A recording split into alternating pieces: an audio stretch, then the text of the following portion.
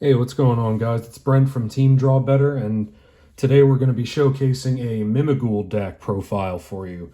So, I'm excited to do this one because this deck is just really fun all around. Like, it's not necessarily the best deck right now because the second wave of support didn't come out for it, but overall, this deck is just really fun right now. So, let's just get straight into it. So, we're playing two copies of Mimighoul Master.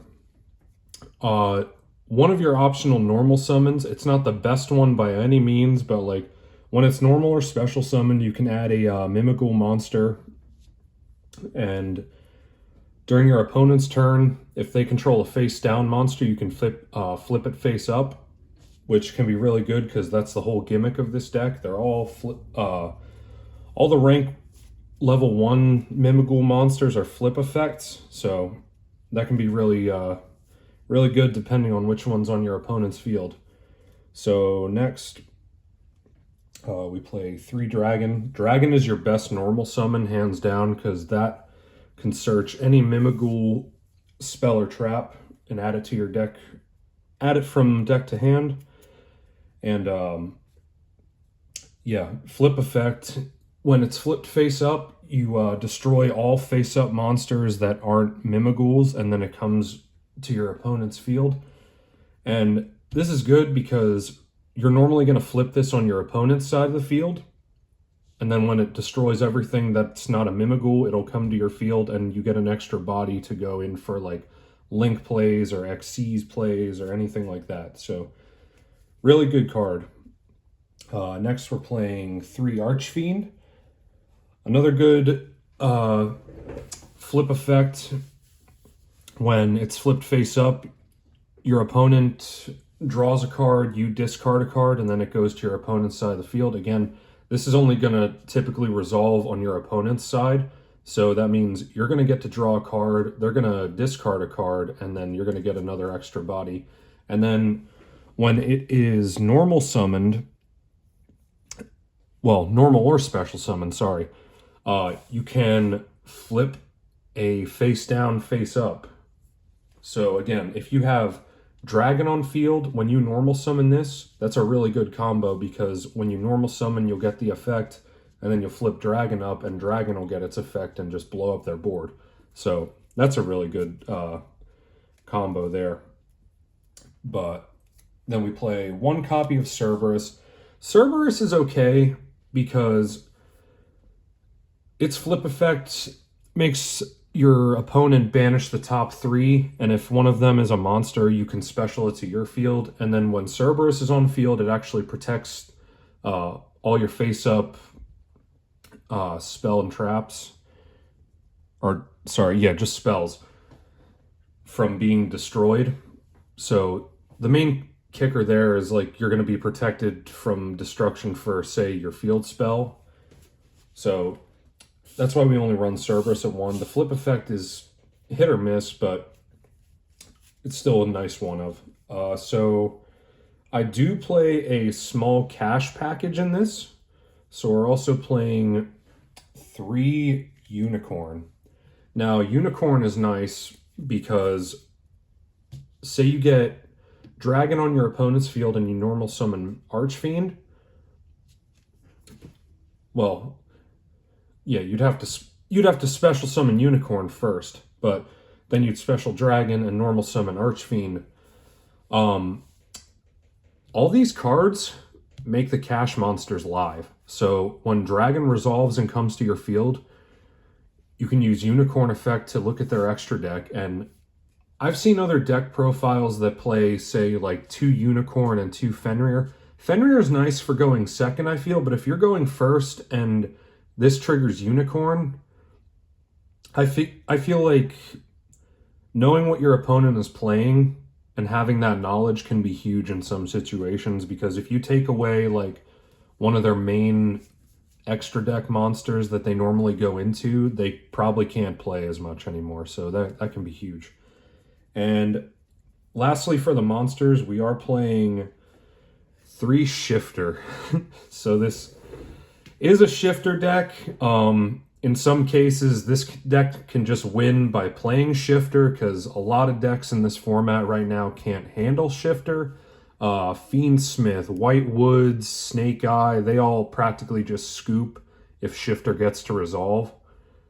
So, yeah, really good card. So that's it for the monsters. So we're going to move on to the spells. So for the spell cards, we're playing one copy of Terraforming. Terraforming's nice to search for your field spell, which is going to be 3 copies of Mimighoul Dungeon. Dungeon is a really good card because when you activate it, you get to add a Mimighoul monster from deck to hand, but then its floating effect, anyone who controls a face-down monster can't normal summon, and special summon monsters cannot declare an attack. So that's really huge, and I think it's a really good floodgate because we'll talk about it later down the video, but yeah, really good card. Next, we're playing 2 copies of Maker. I had this at 3, but 3 was getting really bricky because, like, this card is sort of like a 50-50 chance to begin with. Like, you reveal 2 flip monsters, and your opponent randomly chooses one, and the one that they choose gets special to their field, and the other one you add to your hand, and then you get to special summon a Mimighoul monster. However, the main 2 that you normally want with this are Dragon and Archfiend, because say you want to break their board, you want to special Dragon to their field and then add Archfiend to your hand and special it, so that way you get to flip it and then just blow up their board. But 3 was getting bricky. I think 2 is really nice, really solid. You see it enough, plus you can add it off of Dragon. You can add both of these off of Dragon, actually. But yeah, this is one of the main adds off of Dragon if you don't already have Dungeon in hand. Next off, because of the cash engine, we're playing Birth. Birth is nice because your opponent activates a spell or effect, and you can target three cards in the graveyard and banish them face down. Again, a lot of the main meta decks really hate that, especially like Fiendsmith and Snake Eye. You know, you banish their Engraver, Requiem, you know, all the good stuff, and then they just can't play again. So, pretty good. We're playing 2 Prosperity just to get into the deck a little bit more. So, the Mimighoul monsters trigger on your opponent's side of the field. Therefore, it's treated as your opponent activating monster effects. So we are playing 2 copies of Triple Tactics Thrust and 2 copies of Talent, because these are practically just free activations in the deck because you're always activating on your opponent's side. Like, these cards are broken. And then we're playing 1 Called by the Grave, just for a little more counterplay. All right, so that's the spells. So we're going to move on to the trap cards. Trap cards, I play 1 copy of Tikaboo. This card is just so good in the deck because, like, you play so many different types. You play Dragon, Zombie, Fiend, Beast. So, yeah.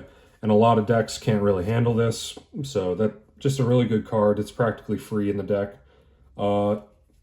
We play 1 Silhouette Trick because I play the Silhouette Rabbit in the extra deck. Just nice free negates. Yeah, not too bad. And then we play 3 Mimighoul Room. So Mimighoul Room is like the best Mimighoul card, I would say, because if you have Dungeon on field and you activate this, you can special a Mimighoul monster from your hand or deck to your field or face down to your opponent's field. And the turn it's summoned face down, they can't flip it up. So if you have Dungeon on field when you activate this, they can't normal summon at all. Like, It's really good paired with the field spell because of this lock, and like a majority of the time your opponent can't play. So that's it for traps. We're going to move on to the hand traps. I play 3 Ash Blossom, 3 Veiler, and 3 Imperm. I was playing 3 Nibiru in place of Veiler, but I feel like Nib wasn't coming up enough, or like it hurt me more than my opponent.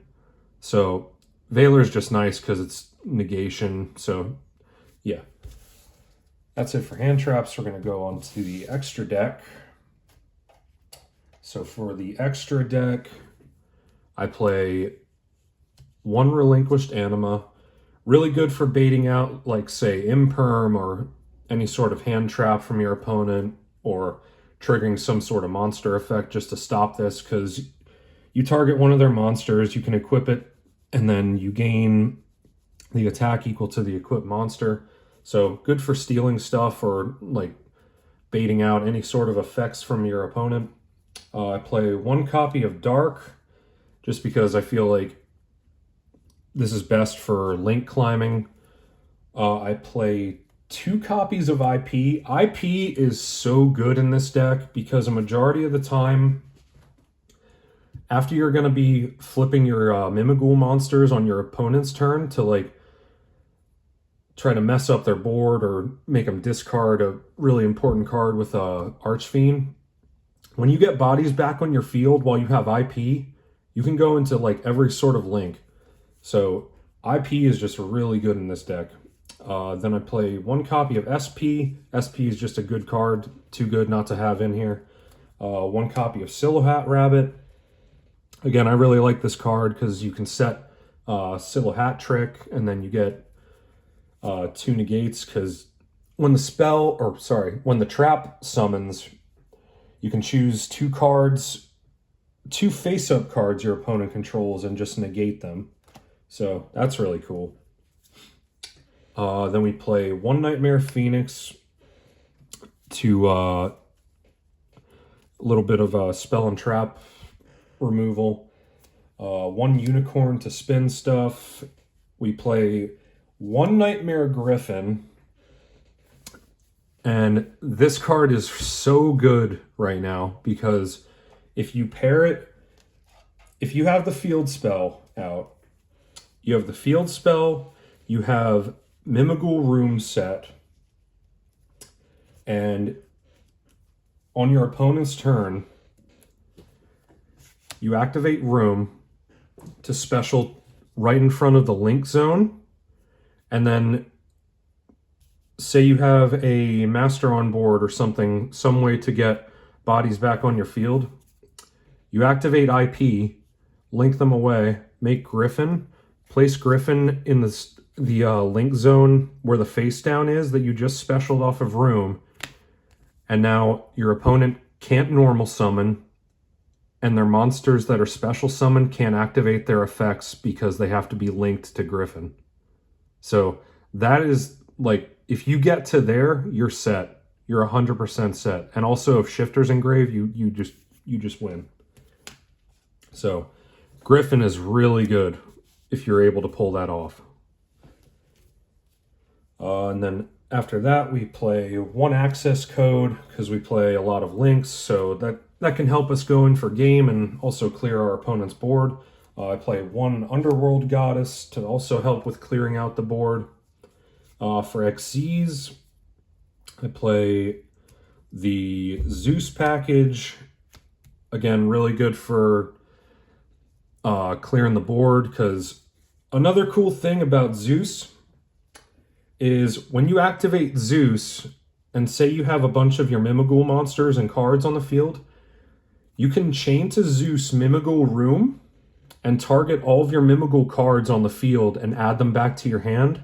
That way they don't get sent to grave and you have follow-up for next turn. So this is a really good pairing, like, in order for clearing your opponent's board and also saving your resources for the next turn. Like, this is a really good play. And then the final card for the extra deck, we play Typhon. Just like SP, Typhon, I feel like was just too good not to play. Like, it's a nice backup in case like you don't really have a good hand or anything like that. You can at least normal summon and then like make this and spin something. So that's it for the extra. We're gonna get to the side deck. So for the side deck, I play 1 Bestial Magnemite, 1 Bestial Druiswarm, and 1 Bestial Baldrake. I might bump Druiswarm up to 2, just because I want to have like more options for interaction. But otherwise, this is really nice because Magnemite can search for Mimighoul Dragon during the end phase, so that's a really good effect to have for follow-up. So there's that. We're running 2 copies of Dark Ruler No More. Good option for going second in order to help break your opponent's board, because you don't necessarily need to OTK. Like, this deck is all about control and like really controlling your opponent's board and their hand. So yeah, Dark Ruler's a pretty good ad. Then for back row and destruction, I play 1 Lightning Storm, 1 Feather Duster, and 1 Raigeki. So we play talents and, well, thrust. So if we get a Mimighoul on field and activate its effect, and we have thrust in hand, just activate thrust, and we have access to all of these. So then we play 2 Dimensional Fissure. As if D-Shifter wasn't enough, we can also play this, and that'll make it a little more difficult for our opponent. We play 2 Dimensional Barrier. Good for against Tenpai and everything that has like a extra deck specific thing. And then we play 3 Evenly Matched. Just another card to help break our opponent's board going second, because that's the one thing that this deck struggles with a little bit, is going second. Going first, it works like a charm, but it does struggle with going second a little bit. But hopefully with the second wave of support, we're going to get that sorted out, because really, the cards that I think this deck needs, it needs a flip monster that can destroy back row, and it needs a little more like search power, I think. Because Dungeon is amazing, and Dragon is amazing too. So that's it for the deck profile, guys. Let me know your thoughts down in the comments below, and don't forget to leave a like and subscribe for more. Thanks, guys.